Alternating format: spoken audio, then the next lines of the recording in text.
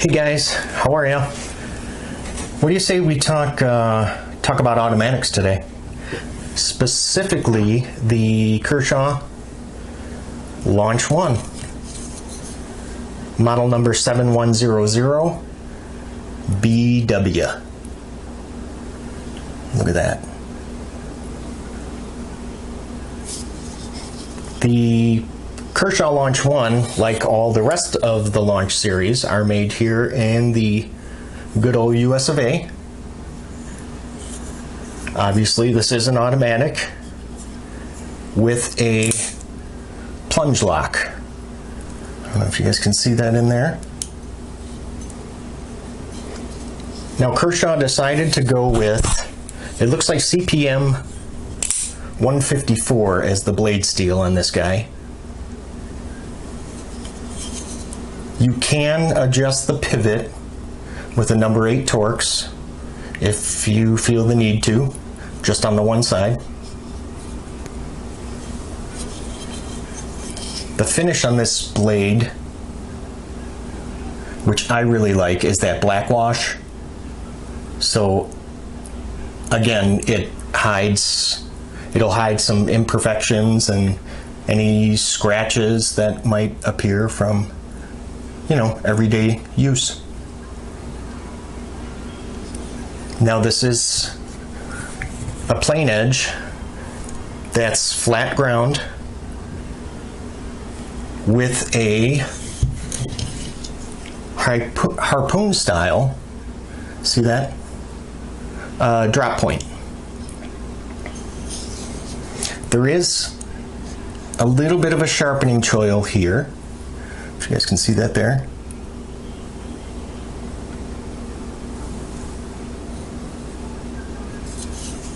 Now you may notice that there is absolutely no jimping whatsoever, which I can kind of understand why Kershaw decided not to.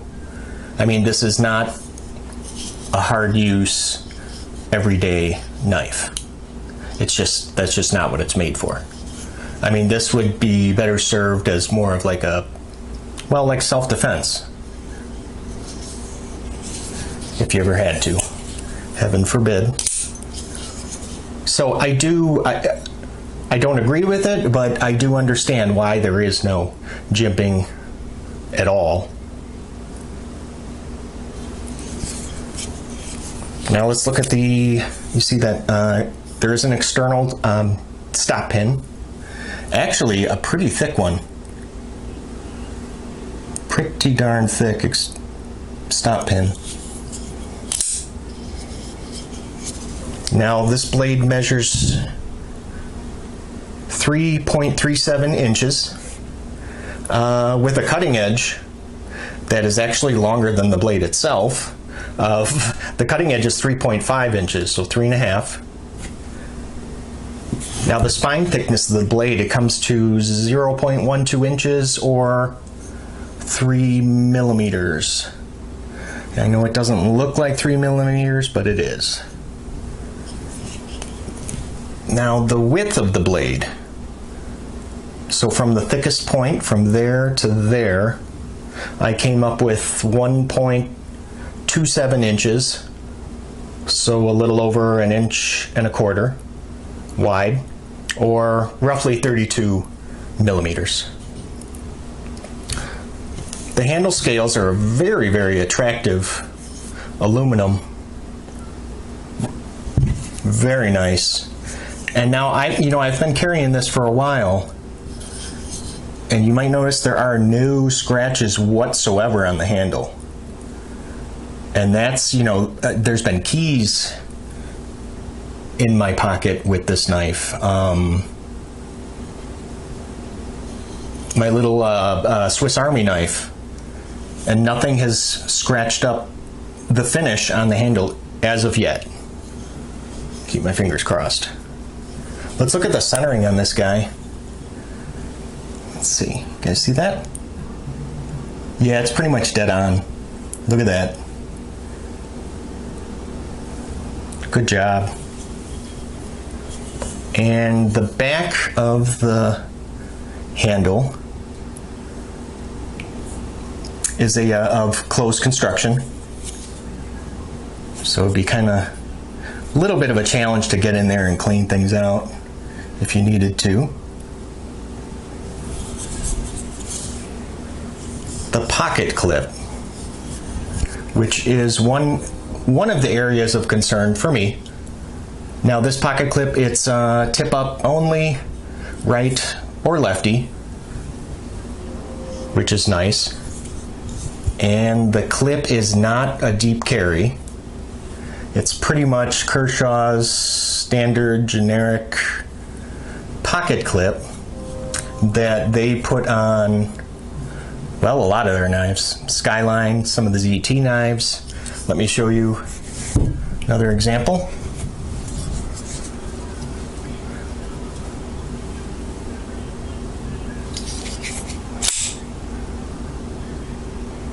The zero tolerance 350. Now let's look at the clip. If you can see that. Now I want to show you something. This is what the clip looks like unmodified. Now hold on. Now what I went ahead and did, you see that? Before I modified it, the clip on the Launch, it looked exactly like the one on the ZT here. So all I did was I drilled the holes down a little bit. I moved them down. And then I cut off the excess with the Dremel. And you know what I'll probably do? I'll just go ahead and I'll probably put up a video soon showing you how to mod these clips instead of trying to fit in all the information with this review. So I'd rather do a separate video for that. But I just wanted you guys to see the difference here. But yeah, I'll put up a video for that showing you how I mod these clips. It's really easy to do. Let's see, where did we leave off at? The spine thickness.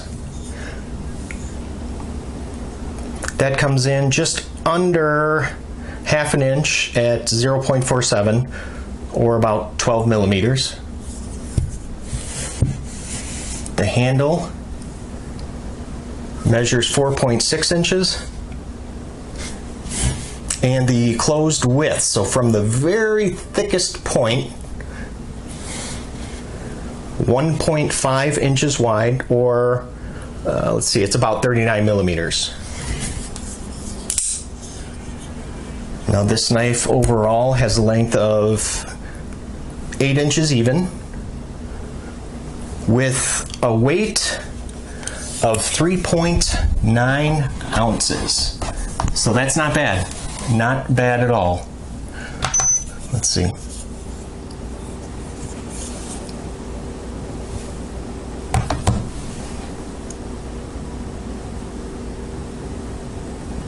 Okay, my scale's saying about 4.4 ounces, which would be the equivalent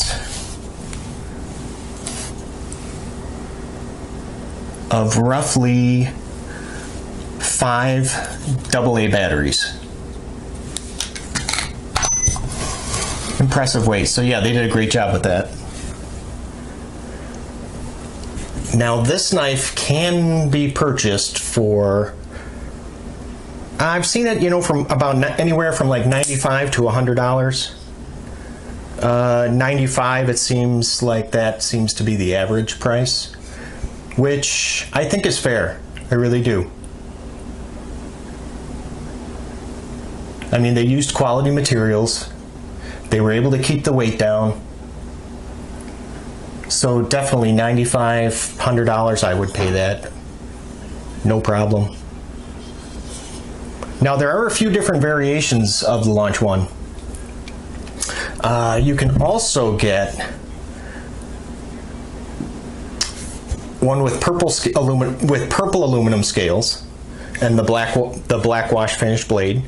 There is a stone wash finish with gray scales, and a black DLC coated blade with gray scales as well. So a couple different options. There used to be, now I remember when this first came out, there was one, it was black DLC with like that olive drab aluminum handle.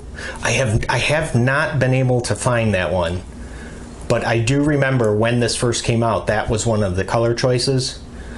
And I just thought it was really awesome. Similar to the, remember the Knockout? The review that we did with the olive and black, just same color palette, but I haven't been able to find it, so probably gonna have to get it on the secondary market.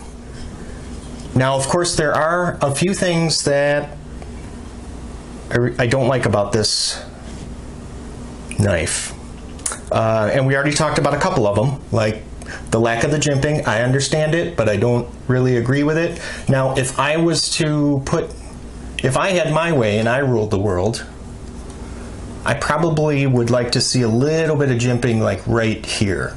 And that's just because, you know, to keep your index finger there so it does not slip onto the blade, because that'd ruin your day, wouldn't it? So maybe just a little bit there. Now, there is one other thing that's missing from this knife. I'll give you guys a second to look at it.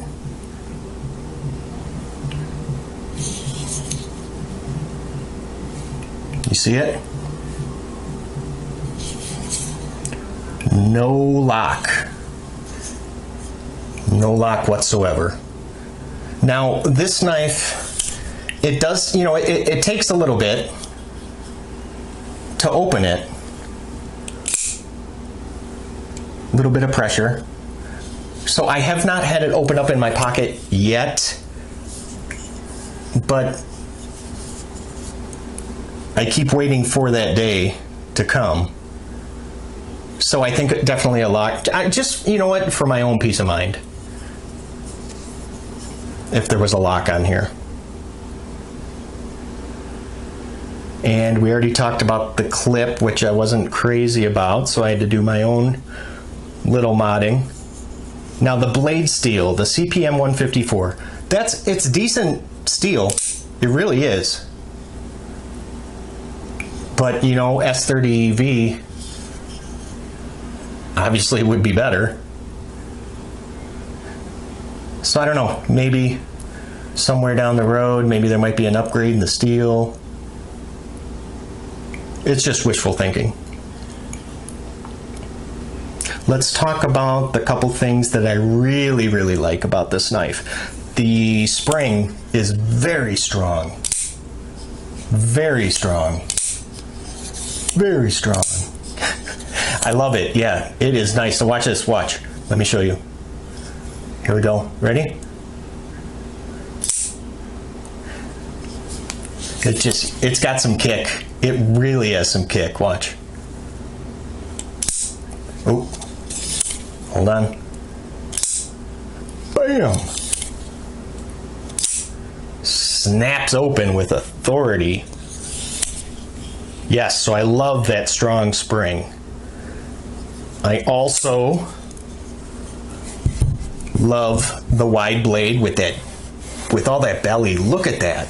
That's just awesome.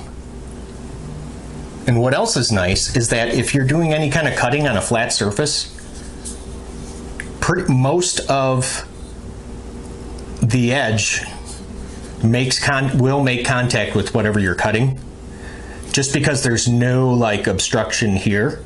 Like, you know, with like the flipper knives, there will be that big flipper sticking out, so you really can't. This obviously doesn't have that, so you're able to get more use of the blade on a flat surface. So I thought that was just great. And let's see. Let's bring in, just want to bring in a couple for size comparison.